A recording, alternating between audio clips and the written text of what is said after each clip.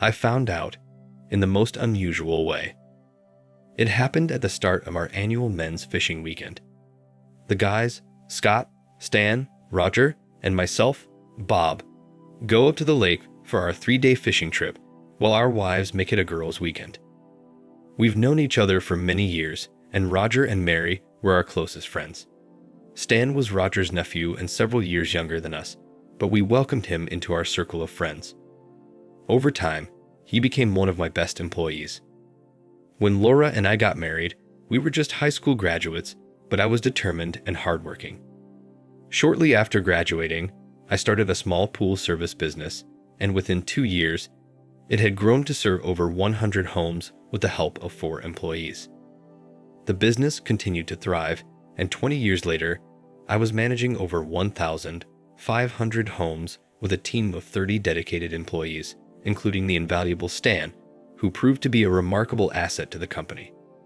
Stan's passion, strong work ethic, and fantastic rapport with the team made him an exceptional manager for one of our operations.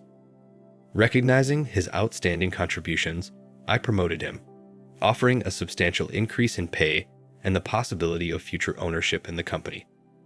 Our professional relationship flourished into a genuine friendship, and we enjoyed working together.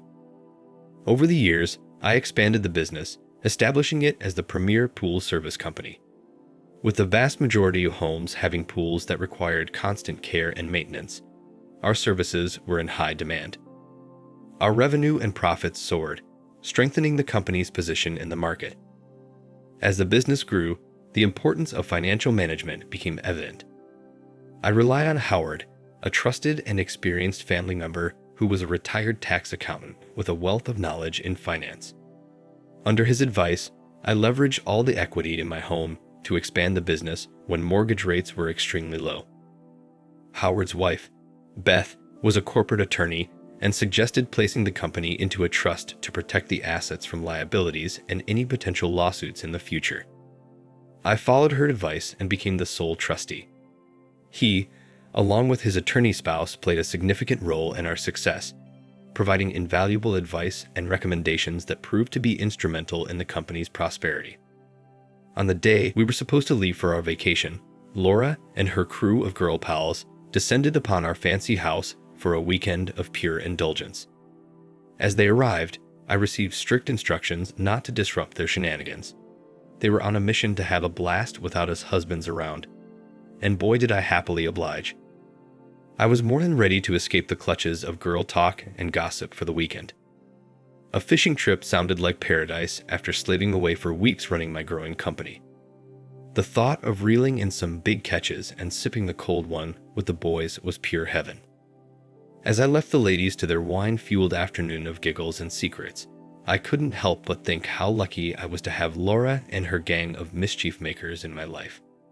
Sure, they might drive us husbands crazy at times, but deep down, we knew they were the spice that added flavor to our otherwise ordinary days. I couldn't help but smile as I drove over to Roger's house, knowing that the weekend's adventures were just beginning. We had meticulously planned our trip to the lake, aiming to depart at 6 p.m. to reach our destination by 9 p.m. The 3-day excursion promised to be an exciting time, filled with fishing and camaraderie.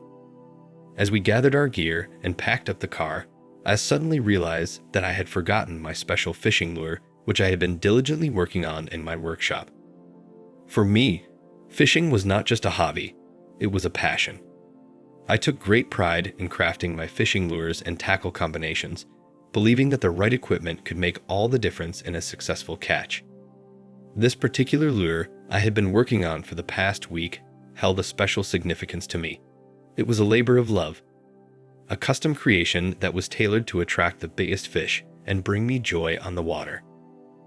Knowing the impact of having the perfect lure, I couldn't think of going on the trip without it. So, I informed my fellow fishing buddies that I needed to retrieve my prized lure before we embarked on our adventure. I jumped in my car at around 5 p.m. and drove the 7+ minutes back to my house, parked behind all the women's cars, and walked to the side door, and quietly made my way down to the workshop, not wanting to disturb the girls or get yelled at for coming home early. Trying to remain quiet, I made my way over to the bench and noticed that I could hear the women chatting. I remember laughing when I realized they were already drunk as they were giggling and having fun.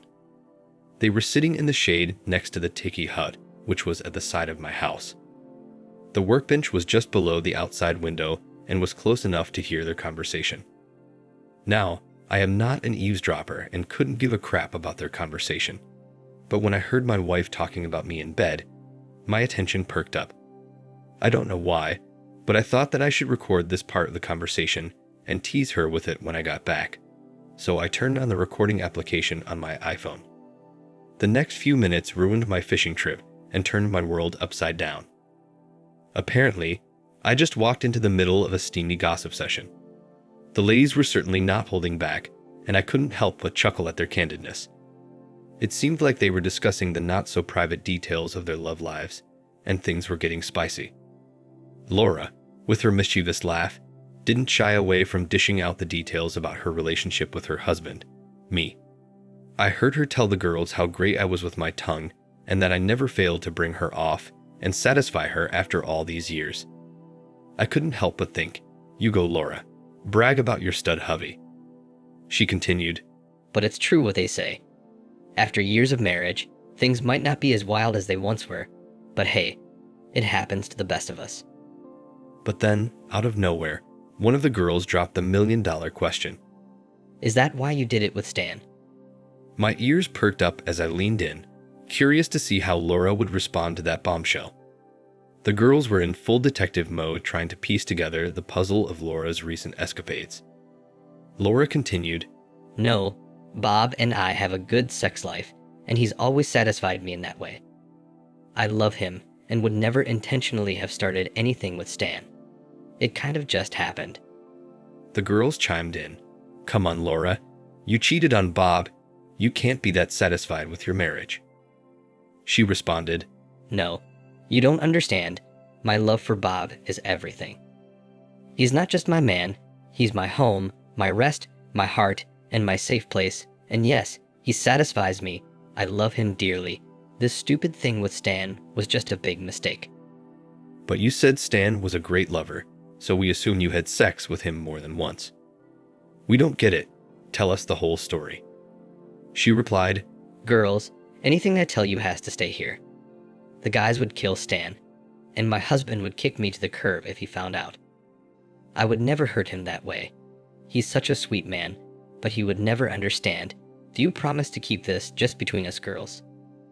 I didn't hear anything, but I assumed they all nodded their heads in agreement. She continued, After Susan dumped Stan last month, he was distraught. He was completely shocked. He was about to ask her to marry him. That afternoon when I saw him at the restaurant, we sat together, and he opened up to me and told me the entire story. Girls, he cried. This big, strong dude was crying, and my heart went out to him. I felt so bad for him, so I sat with him until he calmed down. He was so depressed and upset, I felt almost a motherly need to take care of him. One of the ladies interrupted, Yes, you're old enough to be his mother. Give us a break, Laura. You had a sexual need to take care of him, not a motherly need. She went, Well, as it turned out, you're right, but at the time, sex had not crossed my mind. Anyway, he walked me to my car and thanked me for being a good friend and letting him unburden his feelings. I just smiled and gave him a friendly kiss. That's when the spark started. Before I could move away from him, he pulled me close and gave me the sexiest kiss I can remember. It's been years since Bob kissed me like that, and that kiss turned my knees to jello. After we broke the kiss, and without saying a word, he took my hand and led me to his truck, which was parked several rows over, under a shaded tree. Don't ask me why I let him do this. It felt like I was spellbound. Anyway, we sat in the back of his truck and made out like high school sweethearts for the next few minutes. And that's when he told me he always found me so sexy and fantasized about being with me. I have to admit that I was overwhelmed and flush from his compliments. Roger's wife, Mary, spoke next. Wow, that's hot. We never realized you had that in you. Laura replied, Me neither. I never thought about doing anything like that before. but it just kind of happened. That's when Scott's wife, Emily, chimed in. I think all of us girls dream of doing that, but it never happens. Good for you. I'm so jealous. Tell us what happened next. Laura continued to explain that after she came to her senses and realized what she had done, she suddenly felt overcome with guilt, and she knew what she did was wrong and that I would never understand. So she had to make sure it never happened again, and that she told Stan this was a one-time thing, and they could never do anything like that again. So they both agreed it was just a moment of passion and would remain their secret forever. Mary then asked her how did she manage to end up in bed with Stan and turn her husband into a cuckold. Hearing that question turned me into a broken man. I was just humiliated and lost, but I wanted to get enough information as possible, so I managed to continue recording. Laura hesitated her answer, and in a somber voice, she said, No, please don't think that. Bob is not a cuckold. He'd never allow that to happen. I just made another stupid mistake. I really fucked up and should have known better. She then explained how Stan had called her to ask her to lunch, and that she had first declined, and told him that they really shouldn't be seen together. But then he said he was depressed and needed someone to talk to, and he felt she was the only one that understood what he was going through, and also offered to make them lunch if she came over to his house for just an hour, and that was how she made another colossal mistake by going to his house alone. Said when she got there, they sat and talked as they ate. After an hour of small talk, he told her how moved he was by their last time together. He was standing next to her as he was about to take their dishes to the sink and kissed her again. This time, it was one of those romantic panty-dropping kisses girls dream about. Long story short, they ended up in his bed for the entire afternoon. She said it wasn't romantic by any means, just raw, and she knew it was wrong. But it just happened, and to be honest, it was the best sex she's had in years, and it was a nice encounter. She said after she showered and got dressed, she did tell him that this would never happen again and not to call her, and then told him he was a wonderful man and needed to find a woman his own age to love. So they both agreed, and that was the last time. Emily had been quiet, but spoke up after Laura's admission. Laura, I'm so jealous. I love Scott as well, but I'd love to give Stan a go. I heard Mary make a low moan as if the story was getting her hot, and she said, That's wild, and poor Bob is clueless. He has no idea about Stan or that you fantasize about him during sex. God, that's so wicked, Laura, but you better fix your head and forget about Stan. Bob's not a stupid man, and you might slip up and hurt him. Laura responded and said, Don't worry about Bob. I make sure he's taken care of. And trust me, he'll never know about this, and I'll never do it again, I swear. It was a mistake, and living with this guilt has been difficult. To be honest, along with the wine, finally telling someone the entire story is helping me. I couldn't believe what I had just heard. The shock of Laura's confession had left me in a state of disbelief. I knew I had to leave, to distance myself from the situation, at least for now. So, I picked up my fishing lure, then made my way back to Roger's house. The guys were waiting for my return, oblivious to the turmoil raging inside me. Tears flowed as I drove. I needed time to process everything, to come to terms with the betrayal I had just discovered. I wasn't ready to face Laura to confront her about what I had learned. I wanted to stick with the original plan, going away for the weekend and seeking solace in a place where I could be alone with my thoughts. But fate seemed to have a cruel sense of humor as I realized I would be spending those days with Stan, the very person who had been involved in the heartbreaking affair. The prospect of being around him only added to my anguish. I didn't know what to expect, and the uncertainty weighed heavily on my mind. Would I be able to keep my emotions in check? Could I face him without strangling him or revealing the devastation I felt inside? At that moment, I felt alone, and I prayed that somehow someday I would find a way to mend my broken heart. When I arrived, Roger was outside loading up his Escalade. As I approached, he could tell there was something wrong, and that my eyes were glassy. I knew I was not ready to say anything, but when he asked what was wrong, I lied that I have a migraine coming on, and I just need to shut down for a while. He asked if I was sure, because I looked bad, but I told him I'm used to dealing with this, and that he should just let me sit in the front for the ride, and I'll shut my eyes, and I'm sure I'll be fine. He replied, "Of course, no problem. Why don't you go inside and relax and we'll finish packing? We'll leave in about 30 minutes, and I'll come get you when we're ready." Sure enough, 30 minutes later, I was in the front seat and my buddy Roger took care of me.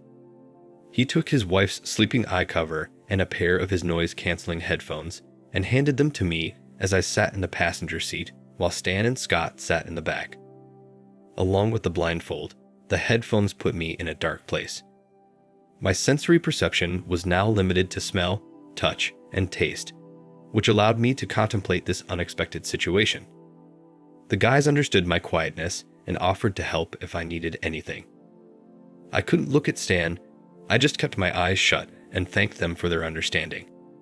For the next 3 hours, still in that dark place, I was able to sit in peace and contemplate the train wreck I had just witnessed.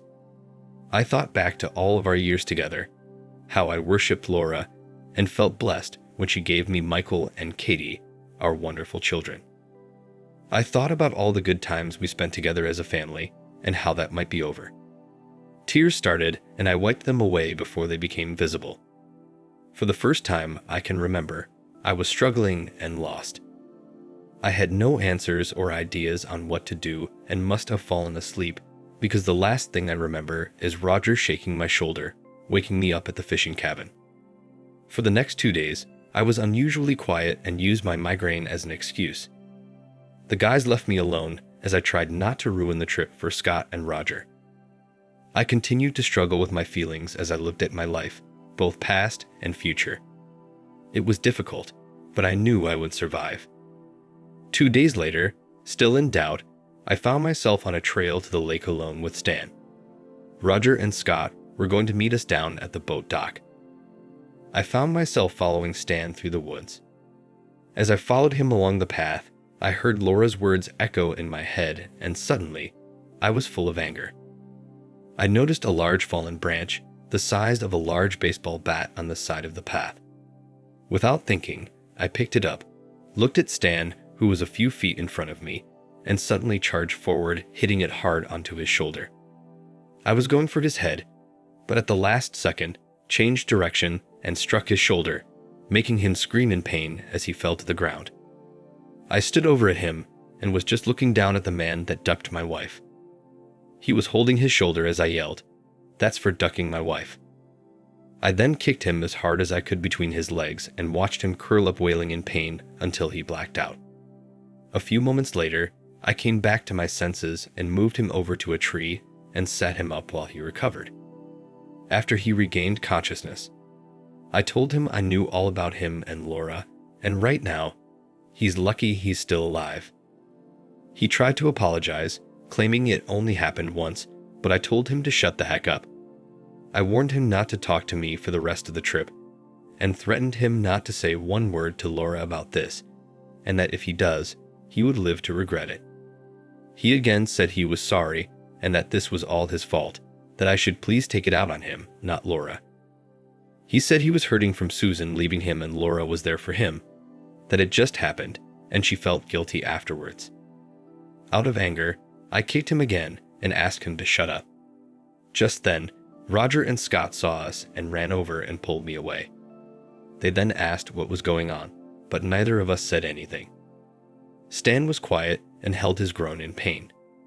Roger helped him get up, and we went back to the cabin for the next hour. Stan was holding his shoulder, acting all pissed off because I attacked him from behind, and how it wasn't a fair fight. I glared at him and told him to shut up. Then I played the recording for everyone to hear. When the recording ended, Roger screamed at his nephew, "You freaking asshole. You betrayed our friend and the man that gave you a job when you were down and out and took you into his trust. You ducked one of our wives and had the nerve to come with us on this trip, and you're pissed off that Bob hurt you? You should be thankful that we didn't dump your ass in the middle of the lake. We don't want to see or hear from you for the rest of this trip, not one word." Scott then spoke up, "You know, guys, there's another problem with this recording. You heard what my wife and Mary said and how exciting it was. All of our wives were excited about Laura's cheating and keeping it a secret. I don't know about you, but I have a problem with that. And when I get back, Emily and I will be having a serious conversation. Roger replied, "Yeah, you're right, Scott. That was BS and disrespectful to all of us." He then turned to Stan, giving him a death stare, and said, "See what you've done. You've destroyed one marriage and possibly 2 others. Maybe we should dump you in the middle of the lake." Stan just looked down at the floor and remained silent. I then said, "Guys, I agree, they are all involved, but please give me a few days before you do anything. I'll give you a copy of the recording, but I need to confront Laura before she knows what I've learned. Thanks to this asshole, I don't think I can stay with her. I'm definitely going to divorce her. I know I can't be with her. I just need a few days to figure things out." Roger looked over at his nephew and said, "Stan, you're a piece of shit. You will not speak to Laura or the other wives without our approval. If you warn Laura what's about to come down on her, we will make your life a living hell. Right now, if you disappeared, none of us would be upset.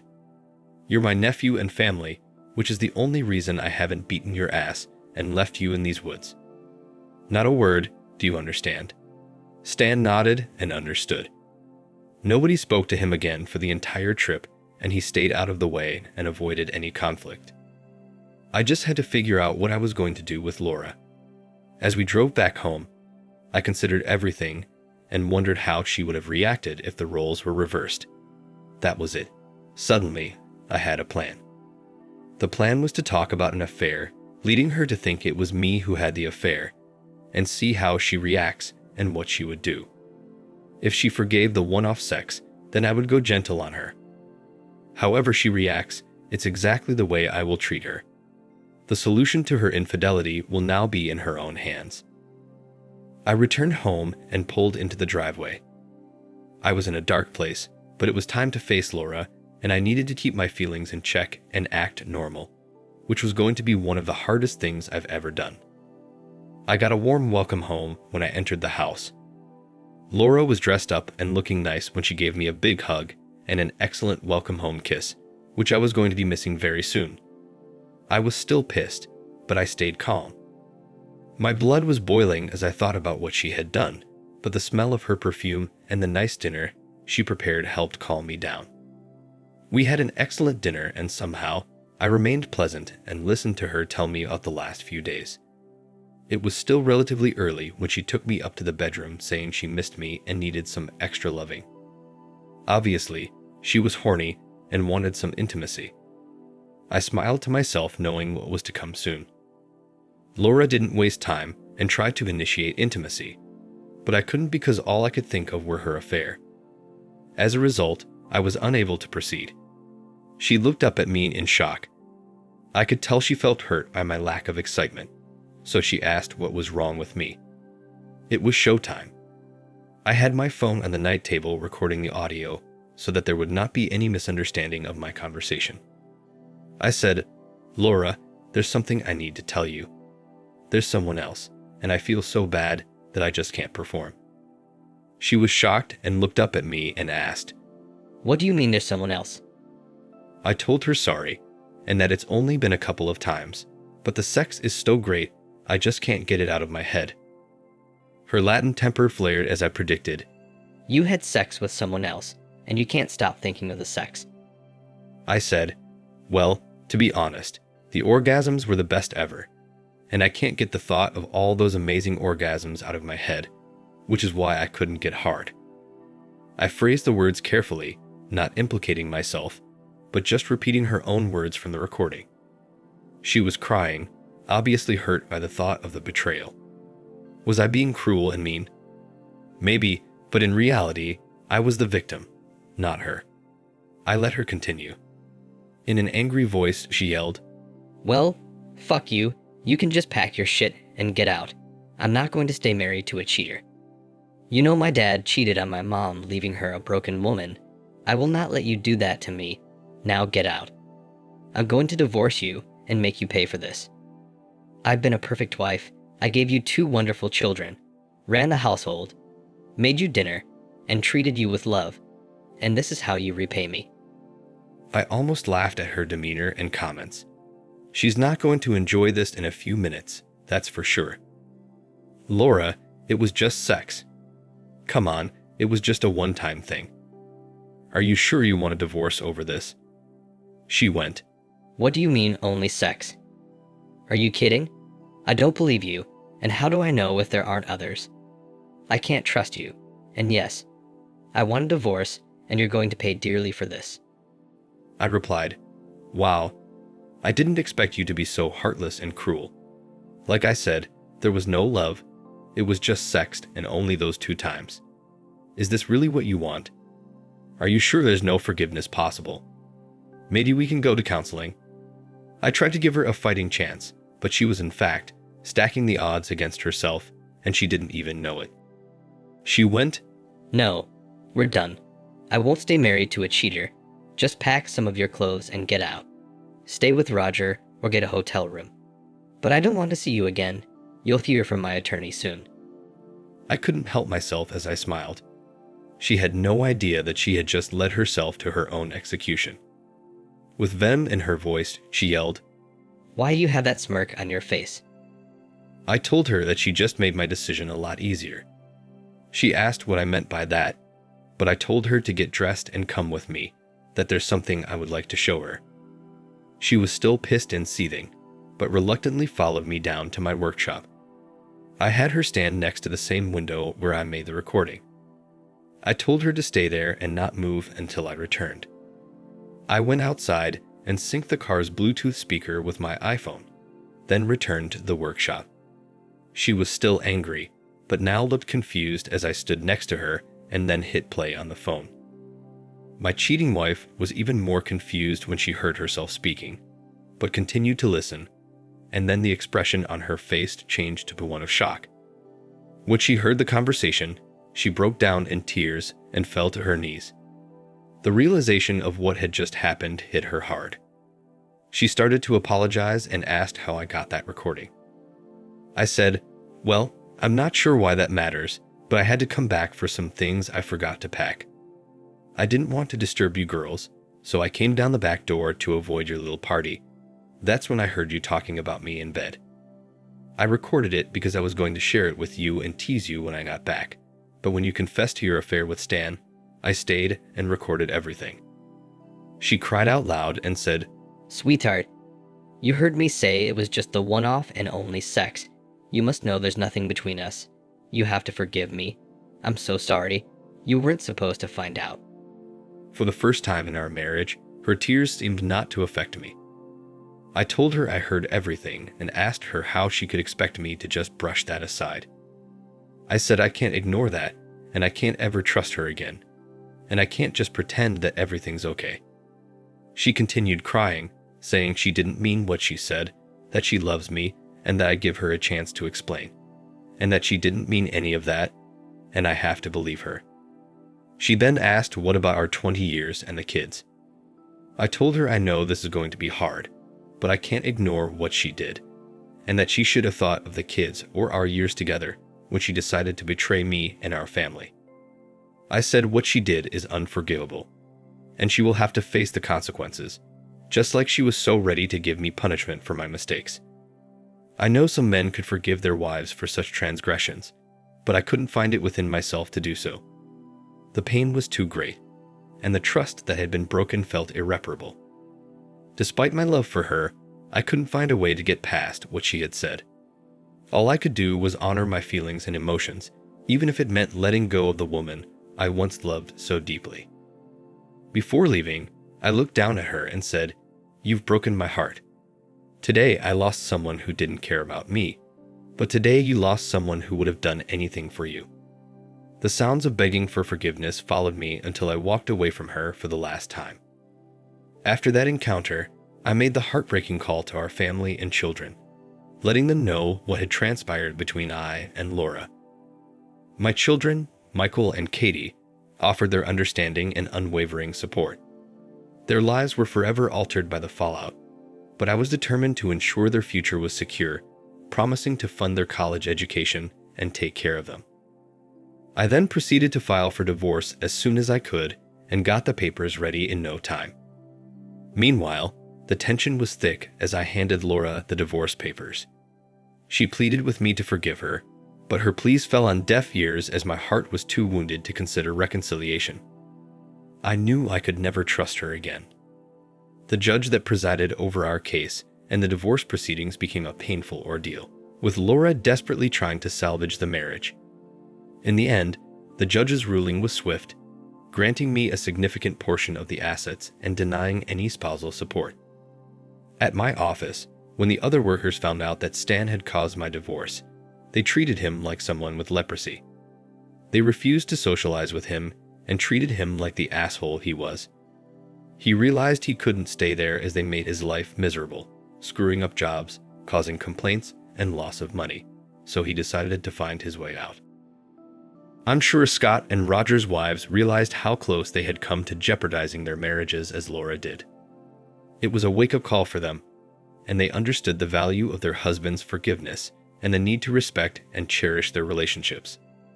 Laura continued to try to win me back, but I had no intention of ever being with her again. A few months later, I started dating Becky, my secretary, who was more than thrilled to make me happy. She knew I was a good catch, and even though I was 10 years older, she was happy with me. Laura's life took a somber turn as she navigated the aftermath of her failed marriage. She accepted that I would never take her back and found a job as a receptionist at a dental office. She met an older man and began dating. I'm sure in her quiet moments, she would reflect on what could have been, wishing she had made different choices and held onto the life she had with me. I did miss her, but Becky quickly filled that void and made it her mission to be the perfect other half. I loved the young woman's energy, and about a year later, we got married. I hope for the best. Thanks for watching. Subscribe to the channel for more stories like this. Take care.